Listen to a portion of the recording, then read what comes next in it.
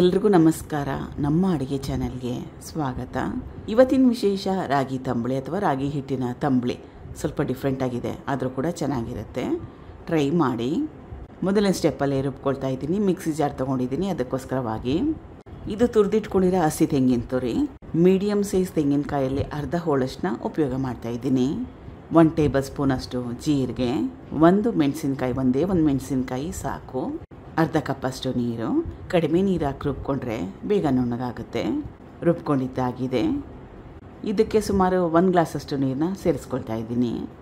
ಮುಂದಿನ ಸ್ಟೆಪ್ಪಲ್ಲಿ ಬಾಣಲೆ ಇಟ್ಕೊಂಡು ಸುಮಾರು ಒಂದು ಅರ್ಧ ಲೀಟ್ರಷ್ಟು ನೀರನ್ನ ಕಾಯಿಸ್ಕೊಂಡಿದ್ದೀನಿ. ನೀರು ಚೆನ್ನಾಗಿ ಕಾದಿದೆ.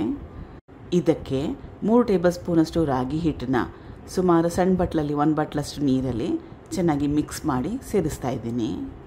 ಕಲಿಸ್ಕೋಬೇಕು ಚೆನ್ನಾಗಿ. ಇದು ರುಬ್ಬಿಟ್ಕೊಂಡಿದ್ನಲ್ಲ ಅದು. ಇದನ್ನು ಶೋಧಿಸ್ಕೋಬೇಕು. ತೆಂಗಿನಕಾಯಿ ಹಾಲನ್ನ ಅಷ್ಟೇ ಉಪಯೋಗ ಮಾಡಿದ್ರೆ ಸಾಕಾಗುತ್ತೆ. ರುಚಿಗೆ ತಕ್ಕಷ್ಟು ಉಪ್ಪು. ಕುದಿಸ್ಕೋಬೇಕು ಚೆನ್ನಾಗಿ. ರಾಗಿ ಹಿಟ್ಟು ಬೆಂದ ಮೇಲೆ ಗಟ್ಟಿ ಬರುತ್ತೆ. ಈಗ ಚೆನ್ನಾಗಿ ಗಟ್ಟಿಯಾಗಿದೆ, ಕುದೀತಾ ಇದೆ. ಇದನ್ನು ತಣ್ಣಗಾಗಕ್ಕೆ ಬಿಡಬೇಕು. ತುಂಬಾ ಜಾಸ್ತಿ ಬಿಸಿ ಇದೆ. ಗ್ಯಾಸ್ ಸ್ಟವ್ನ ಆಫ್ ಮಾಡ್ಕೋಬೇಕು. ಈಗ ತಣ್ಣಗಾಗಿದೆ.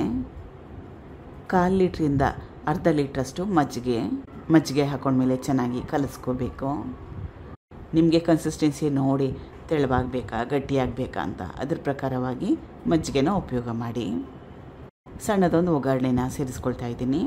ಒಗ್ಗರಣೆಗೆ ಎಣ್ಣೆ, ಸಾಸಿವೆ, ಜೀರಿಗೆ, ಕರಿಬೇವಿನ ಸೊಪ್ಪನ್ನ ಉಪಯೋಗ ಮಾಡಿದ್ದೆ.